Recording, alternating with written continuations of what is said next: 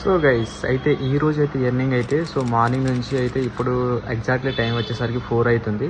So morning నేను ఎంత 10కి వెళ్ళానమాట. 10 నుంచి ఇప్పుడైతే 4 వరకు అయితే ఎర్నింగ్ అయితే చూద్దాం.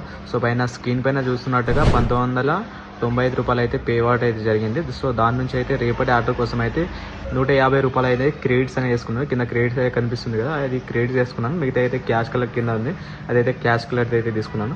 మిగతా అమౌంట్ అయితే 300 అయితే ఇంకా నాకు అంటే బ్యాంక్ ట్రాన్స్ఫర్ అవుతుంది.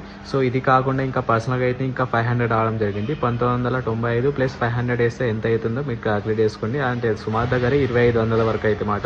సో దాని నుంచి అయితే మనం క్రెడిట్ తీసేస్తే మాత్రం అంటే ఈ జాబ్కి కూడా మనం క్రెడిట్ చేసాం కదా, ఆ క్రెడిట్స్ సుమారుగా 18 ప్లస్ 6 ఈ క్రెడిట్స్ అనమాట. ఈచ్ వన్ క్రెడిట్ వచ్చేసరికి 10 రూపాయలు. సో ఇంత అమౌంట్ మళ్ళీ దాని నుంచి తీసేస్తే మనకు సుమారుగా ఎంత 2200 నుంచి 2300 వరకు అయితే మనకు రావడం అయితే జరిగింది ప్రాఫిట్ అయితే, అంటే ఈరోజు కష్టపడడానికి ఫలితం అనేది. సో 22 నుంచి 2300 ఈరోజు ఎర్నింగ్ టుడే.